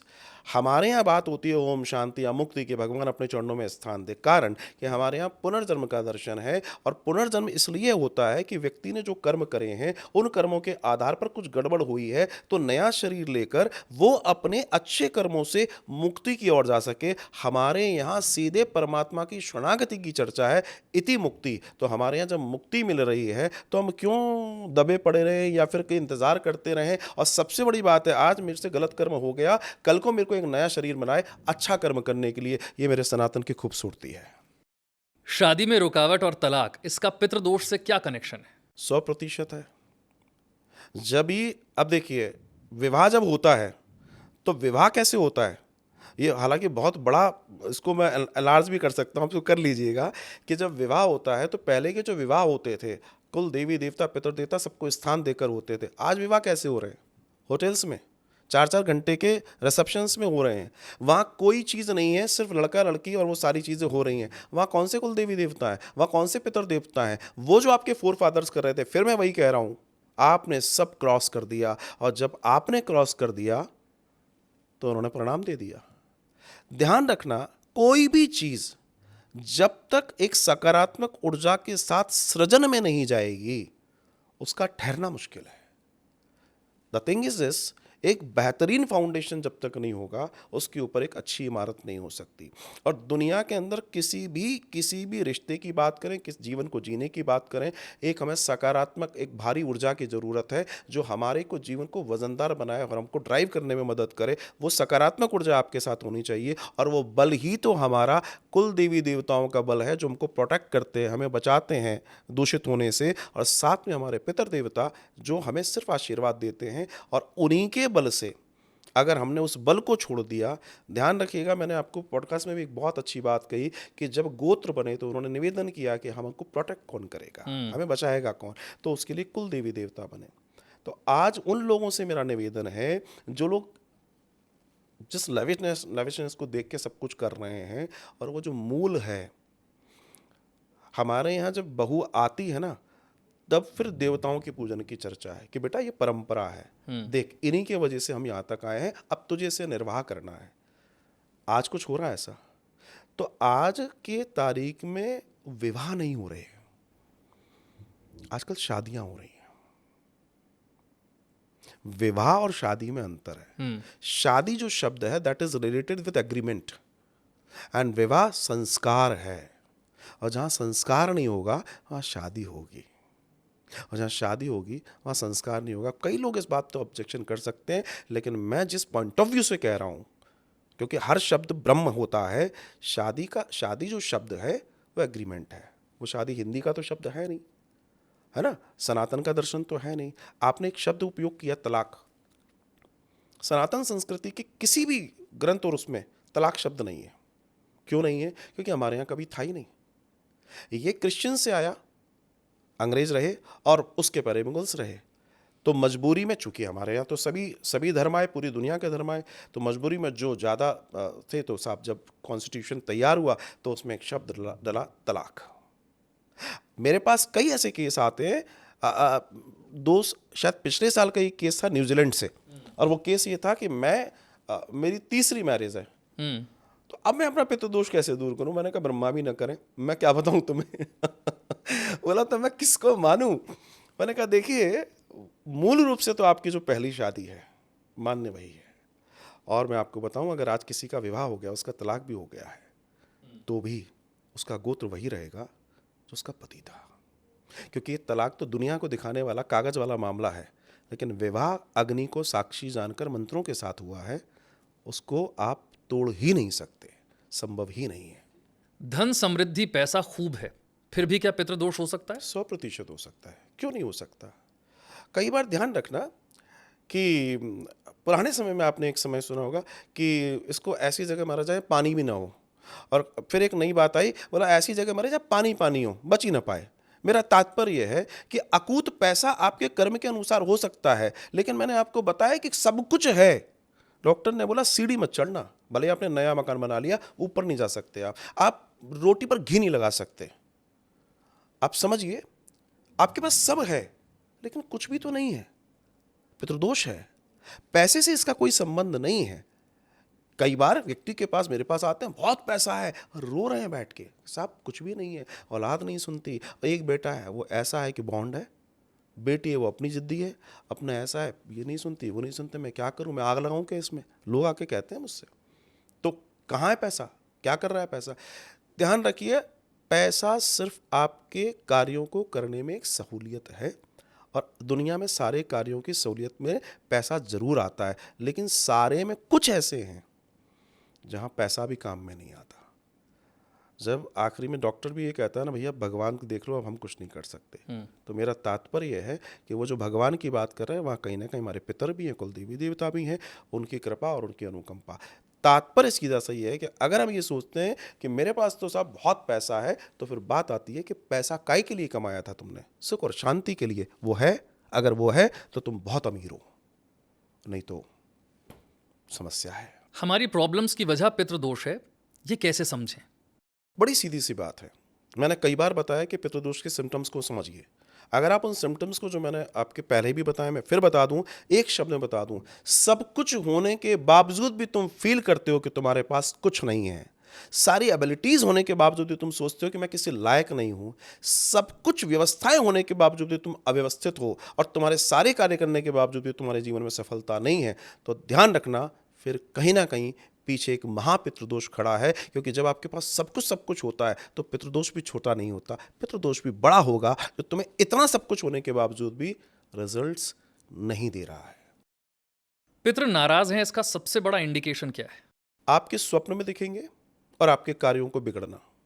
जो मैंने सिम्टम्स जितने भी बताए हैं कि आपके अगर कार्य बिगड़ रहे हैं, आपके सारे कार्यों की आपकी अवनति हो रही है, कुल मिला के आप नीचे जा रहे हैं।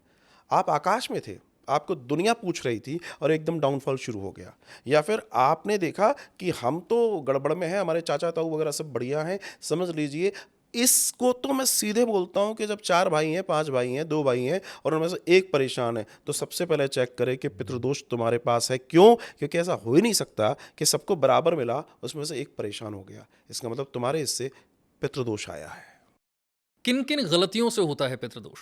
अनेकानेक गलती हैं। बड़ी सीधी सी बात है, जब हम सात्विक जीवन जीना बंद कर देते हैं, जब अपने विधि और विधान को मानना बंद कर देते हैं, जब देवताओं की पूजा और स्थिति को करना बंद कर देते हैं, और विशेष रूप से जो हमारे फोरफादर से जो पितर थे, उनके प्रति जो श्राद्ध कर्म है, उनके प्रति जो जल तर्पण है, उनके प्रति जो कार्य हैं, जिन जिन कार्यों को हमें करना चाहिए, सबका आह्वान कैसे होता है, जो पूजा पद्धतियाँ हैं, उन सबको अगर हम अपने तरीके से करने शुरू कर दें, जब हम सीधी सी बात है, जब जो आपको योग बता रहा है, जो आपको नीति बता रहा है, उसका भी अपमान करके स्वयं से आगे बढ़ने शुरू कर दें, अवनति आती है, पितृदोष आता है। घर की साफ सफाई और पितृदोष, इसका कनेक्शन क्या है? ऐसे समझ लीजिए कि अगर मान लीजिए गंदे जीवों को पैदा होना है, तो वो कहाँ पैदा होंगे? गंदगी में? गंदगी में। ऐसे ही नकारात्मक ऊर्जा को जहाँ पैदा होना है, वो कहाँ पैदा होगी? जहाँ नकारात्मकता होगी। ये तो आप भी जानते हैं कि अगर एक कपड़ा, एनर्जी के सिद्धांत की बात, एक कपड़े को उठाइए और ऐसे पटक दीजिए और उसकी एनर्जी देखिए, वो आपको डिस्टर्ब मिलेगी। और उसी कपड़े को उठाइए, वॉश कीजिए, आयरन कीजिए, फोल्ड करके तरीके से रखिए, उसकी एनर्जी नापिए, वो बहुत बढ़िया मिलेगी। ये तो आप भी जानते हैं। तो आप विचार कीजिए, जिस घर में हम रह रहे हैं, 24 घंटे जहाँ रह रहे हैं, अब हमारे पास दशरथ की तरह कोप भवन नहीं है कि गुस्सा करने के लिए उस कमरे में चले जाओ। हमारी सारी ऊर्जाएं अच्छी बुरी एक जगह इकट्ठी हो रही हैं, और सबसे बड़ी बात है कि घरों के अंदर वेंटिलेशन नहीं है। सब कमरे सील हो चुके हैं एयर कंडीशन की वजह से, ऊर्जा निकल नहीं रही है, वैक्यूम बन रहा है। और वहीं जब नकारात्मक ऊर्जा इकट्ठी होती जाती है, तब बाहर की नकारात्मक ऊर्जा प्रवेश कर जाती है, और वो इतना बड़ा वैक्यूम होता है कि आपको उस घर में रहने की इच्छा नहीं होती, आप भागना चाहते हैं। पितृपक्ष में जब पितरों की पूजा करें या जब भी पितरों को याद करें, तो उनसे क्या मांगें? आशीर्वाद, सिर्फ आशीर्वाद। सच जानिए, हमारे मांगने की ना, देखिए हमारे पास एक लिस्ट हो सकती है, हमारे पास एक लिस्ट हो सकती है। मैं बहुत अच्छा सा आपको एक बहुत अच्छा सा उदाहरण देता हूँ। जब मैं छोटा था तो पिताजी के पैर छूना या कोई ऐसा कुछ होता था, तो आज भी उनका आज भी है ऐसा, तो वो ये कहते हैं खुश रहो। मैं सोचता था, ये खुश रहो खुश रहो कहते हैं, ये नहीं सोचते बड़ा पैसा बनाओ, ये बनाओ वो बनाओ। विचार, बच्चे का दिमाग यही होता है। अब समझ में आया कि इससे बड़ा तो कोई आशीर्वाद ही नहीं है। तो पितरों से कहो कि कृपा बनाए रखो, सुख समृद्धि बनी रहे, आपका आशीर्वाद रहे, बस। क्योंकि अगर ये है तो दुनिया में तुम सबसे अमीर हो, और अगर ये नहीं है तो नोटों के अंबार पे भी बैठ जाना, वो धधकती हुई आग है, और वही आग आज पितृदोष बन पड़ी। पितृदोष से मुक्ति का सबसे आसान उपाय क्या है? अगर मैं देखूं, देखिए शास्त्रीय दर्शन की बात करूं, सबसे आसान उपाय है अपने स्वजनों की मुक्ति का यजन करना, विधि विधान से गया जी में उनका श्राद्ध कर्म करना, उनके प्रति पिंडदान, जल तर्पण, श्राद्ध, श्रीमद् भागवत, ये करा के आप उनसे हमेशा के लिए आप उनसे आशीर्वाद लेके मुक्त हो सकते हो। और ये सबसे सरलतम वैदिक, क्योंकि हम वैदिक बात करेंगे, साधन है। बहुत बहुत शुक्रिया इस बातचीत के लिए। मुझे लगता है जिन लोगों को पितृदोष के बारे में कुछ नहीं पता था, उन्हें आज सब कुछ पता चल गया होगा। और जो लोग ये सोचते थे कि वाकई में क्या मेरी ज़िंदगी में जो प्रॉब्लम्स हैं उनकी जड़ में पितृदोष है, ये उन्हें बहुत अच्छे से आज समझ में आ गया होगा। और पितृदोष से मुक्ति कैसे होती है, इसका जो सही मार्ग है, जो आप तक पहुँच कर खुलेगा। और मुझे लगता है इस बातचीत को सुनने के बाद अनेकों लोग आप तक पहुँचेंगे जो पितृदोष से मुक्त होना चाहते हैं, जो पितृदोष के बारे में आप पूरे तरीके से समझ चुके हैं और ये भी जान चुके हैं कि पितृदोष को लेकर उन्हें जितना डराया गया, जितना बरगलाया गया, जितना भ्रमित किया गया, ये उतनी बात डरने की नहीं है, समझने की है। बिल्कुल सही कहा आपने, बहुत अच्छी बात कही। ये डरने का विषय नहीं है, और मैं आपके श्रोताओं से भी कहना चाहूँगा, वास्तव में ईश्वर या देवता डरने का विषय नहीं है। डरना हमें अपने कर्मों से, अगर हम गलत कर रहे हैं तो हम डरेंगे। हमें चाहिए कि जो सैद्धांतिक कार्य है वो हम करें, उनके लिए जो करना है, उन्होंने हमारे लिए बहुत कुछ किया, हमारा दर्शन आता है, हमें उनके लिए बहुत कुछ, जो समझ में आता है, जो बताया जा रहा है, जो शास्त्र में, वैसा हम करें। आप सबके जीवन स्वस्थ होंगे, सुंदर होंगे। और इस कार्यक्रम को आप देख रहे हैं, इसमें नंबर्स ऊपर आ रहे हैं, पिन है, आप यहाँ फ़ोन करके, और ज़रूरी नहीं है करवाना है नहीं करवाना है, हम क्या करेंगे, आप जानकारी ले सकते हैं, उसका कोई शुल्क नहीं है।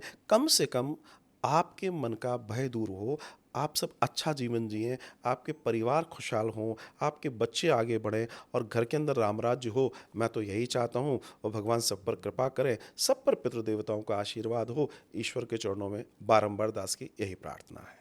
बहुत शुक्रिया। बहुत-बहुत धन्यवाद।